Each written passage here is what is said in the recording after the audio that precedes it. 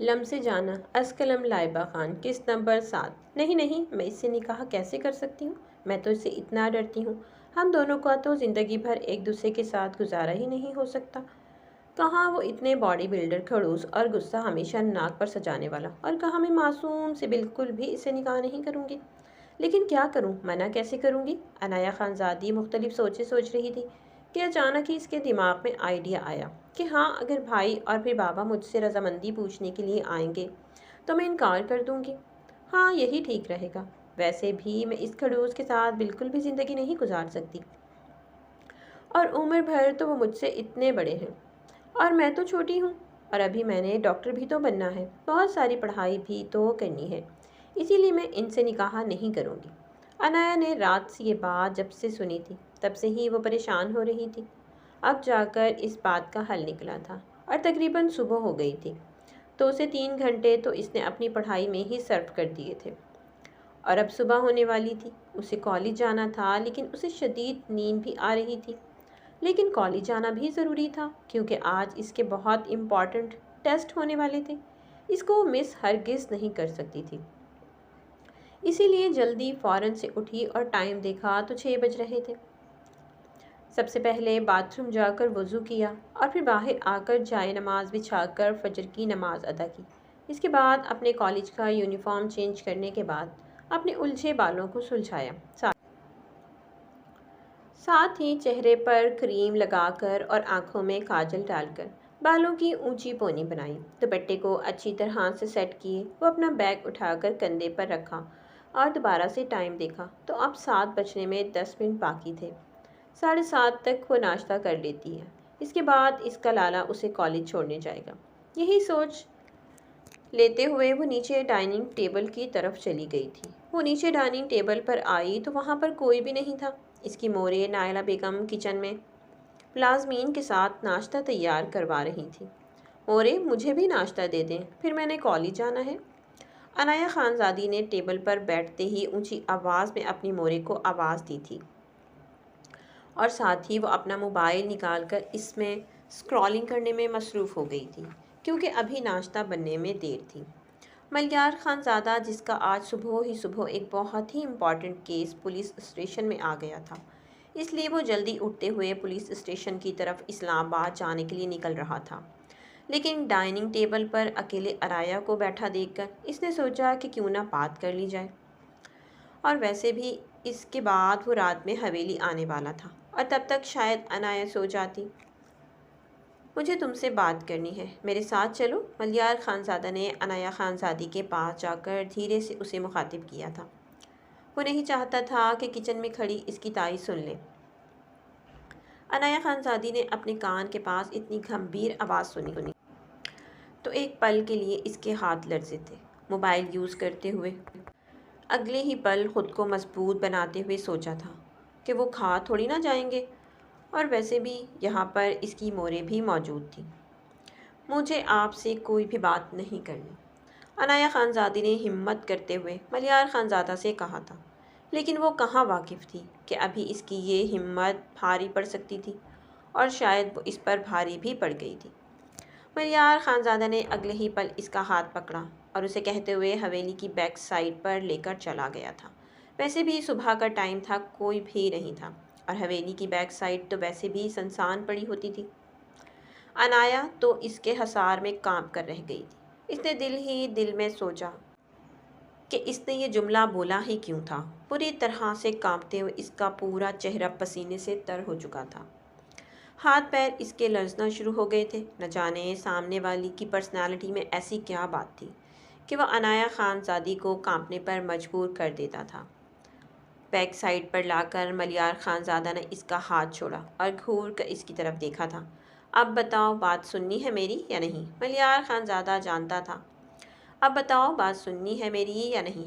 ملیار خان زادہ جانتا تھا کہ وہ لڑکی اس کی ذرا سی سختی پر ڈر جاتی ہے، اسی لیے اپنے لہجے کو تھوڑا سا سخت بناتے ہوئے اس نے عنایہ خان زادی سے کہا تھا۔ ہاں ہاں، سننی ہے، کانپتے ہوئے لہجے میں عنایہ خان زادی نے کہا تھا۔ اس کا دل ڈوب کر ابھرا تھا، مقابل کی ذرا سی سختی اس کی آنکھوں میں آنسو لانے کا باعث بن چکی تھی۔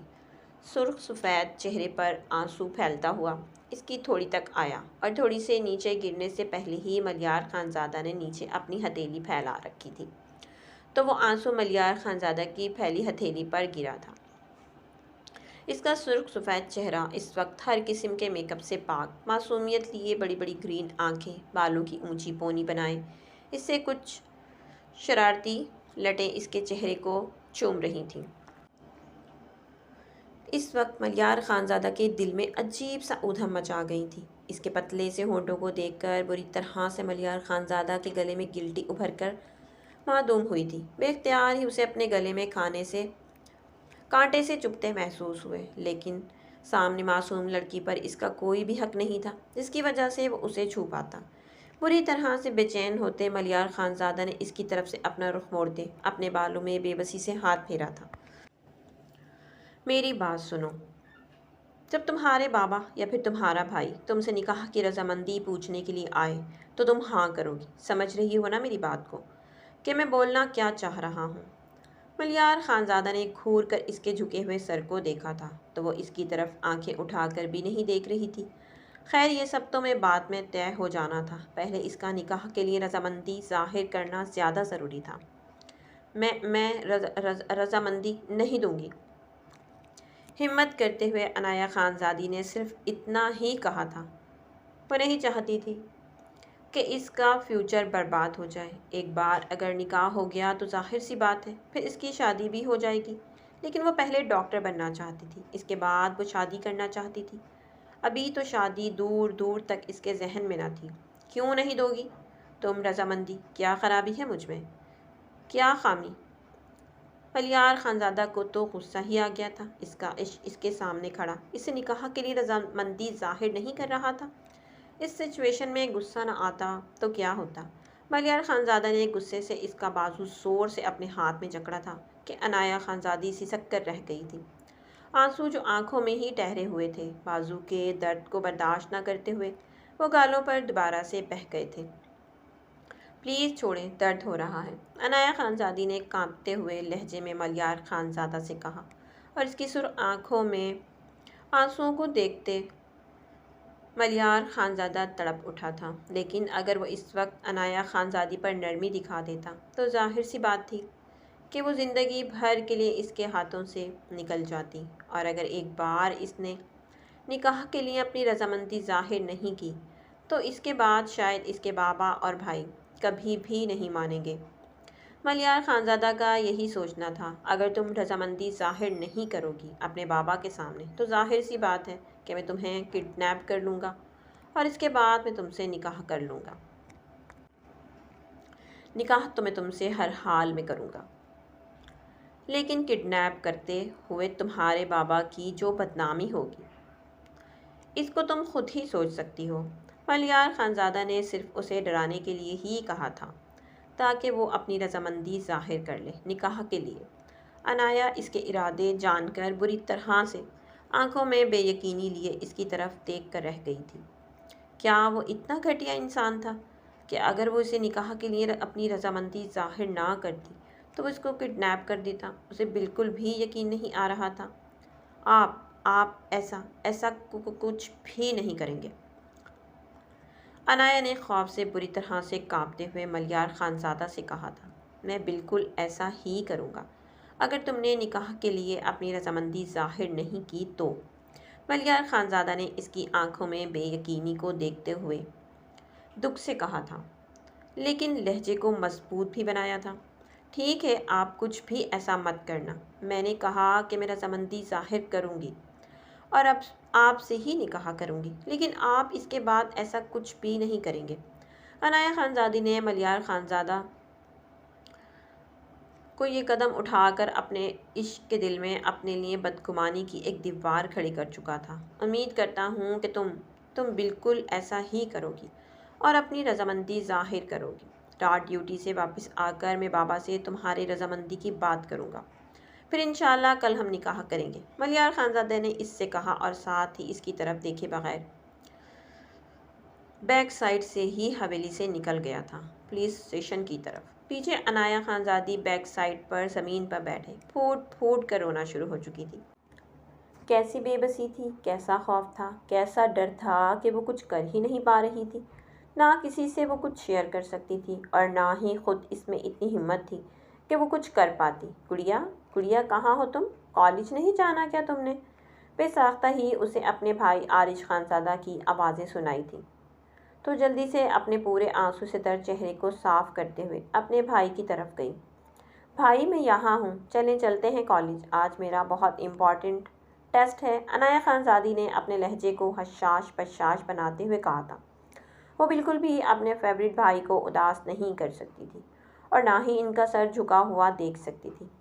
عارش خانزادہ نے بھی اسے اپنے بازو کے ایک حصار میں لیتے ہوئے عقیدت سے اس کے ماتھے پر بوسہ لیا تھا اور کہا تھا کہ چلو چلتے ہیں۔ پھر عنایہ خانزادی کو کالج چھوڑنے کے بعد عارش خانزادہ بھی اسلام آباد اپنے شو روم کی طرف روانہ ہو چلا تھا۔ عنایہ خانزادی پورا دن کالج میں اداس اداس سی بیٹھی تھی اور نہ ہی اس کا کوئی لیکچر لینے کا دل کر رہا تھا اور نہ ہی ٹیسٹ دینے کا، لیکن پھر مجبوری بھی تھی۔ دل کڑا کر کے چھٹی تک بوریت میں ٹائم گزارنے کے بعد آخرکار چھٹی کا ٹائم بھی آ گیا تھا اور باہر ڈرائیور کو کھڑا دیکھ کر وہ جلدی سے گاڑی میں بیٹھی اور ڈرائیور بھی اسے حویلی پہنچانے کے لیے گاڑی نکال گیا تھا۔ عنایہ خانزادی گھر پہنچنے کے ساتھ ہی اپنے کمرے میں چلی گئی تھی۔ اس کا سر درد سے پھٹ رہا تھا۔ کمرے میں جا کر اس نے اپنا بیگ صوفے پر رکھا اور ساتھ ہی بغیر چینج کیے وہ لائٹ آف کرتے ہی سو گئی تھی۔ شام کے وقت جب 6 بج رہے تھے تب جا کر عنایہ خانزادی کی کمرے میں سوئی ہوئی شام کے وقت جب 6 بج رہے تھے تب جا کر عنایہ خانزادی کی آنکھ کھلی تھی۔ اس کا سر درد ابھی بھی کر رہا تھا۔ وہ اٹھی اور کسل مندی سے باتھ روم کی طرف چلی گئی۔ فریش ہو کر کپڑوں کو چینج کر کے وہ وہاں سے نکلی اور ساتھ ہی وہ نیچے لاؤنج میں ان کی مورے کے پاس چلی آئی تھی۔ اچھا ہوا بیٹا کہ تم نیچے ہی آ گئی، ابھی میں تمہارے پاس ہی آنے والی تھی۔ نائلہ بیگم نے اپنی خوبصورت سی بیٹی کو دیکھ کر اسے اپنے پاس آنے کا اشارہ کیا۔ عنایہ حیران بھی ہوئی تھی کہ اس کی ماں کو ایسا بھی کیا کام پڑ گیا تھا کہ وہ اور اس کے کمرے تک آنا چاہ رہی تھی۔ جی کہیں مورے، کیا بات ہو گئی ہے؟ عنایہ خانزادی نے ان کی گود میں اپنا سر رکھتے ہوئے کہا تھا اور اس کی موریں بھی آہستہ آہستہ اس کے بالوں کو سہلاتے ہوئے اس کے خوبصورت چہرے کی طرف دیکھ رہی تھیں۔ بیٹا، تمہارے بابا نے مجھ سے بات کی تھی رات میں کہ میں تم سے تمہاری رضامندی پوچھوں۔ دراصل بھائی صاحب نے تمہارے لیے ملیار بیٹی کا رشتہ مانگا ہے، تو تمہارے بابا تمہاری رضامندی پوچھنا چاہ رہے تھے۔ عنایہ کا یہ سنتے ہی دل بری طرح سے دھڑک اٹھا تھا اور اسے صبح کا ہوا پورا واقعہ یاد آ گیا تھا۔ یاد آنے کی کیا بات تھی، اس واقعے کو وہ بھول پائی ہی کب تھی؟ دوبارہ سے وہ اسے یاد دلانا اس نے تلخی سے سوچا تھا اور اپنے مورے کی گود میں اپنا چہرہ چھپاتے ہوئے دل کڑا کر کے اپنی رضامندی ہاں میں ظاہر کر دی تھی۔ خوش رہو بچے، جو بیٹے اور بیٹیاں اپنی اور اپنے بابا کا کہنا اور مورے کا کہنا مانتے ہیں وہ ہمیشہ اپنی زندگی میں خوش رہتے ہیں، نائلہ بیگم نے پیار سے اس کے سر پر لب رکھتے ہوئے کہا تھا۔ لیکن وہ اپنی بیٹی کی حالت سے ناواقف تھی کہ اس وقت اس کا دل کتنی بری طرح سے خوفزدہ ہوتا دھڑک رہا تھا۔ ایک بھولا بھٹکا آنسو عنایہ کی آنکھ سے نکل کر اس کے مورے کی گود میں ہی جذب ہو گیا تھا۔ عنایہ خانزادی ایک ہی جھٹکے سے اٹھی اور بنا کسی کو مخاطب کیے وہ اپنے کمرے کی طرف چلی گئی تھی۔ حویلی میں تقریباً سبھی مطمئن تھے عنایہ خانزادی کی رضامندی جان کر اور سبھی خوش تھے، اور ملیار خانزادہ نے جب اس کی رضامندی سنی تو اس کے چہرے پر بھرپور مسکراہٹ آئی تھی اور وہ خوش ہو گیا تھا کہ چلو اچھا ہی ہوا کہ عنایہ خانزادی پر اس کا تھوڑا سا تو اثر ہوا تھا۔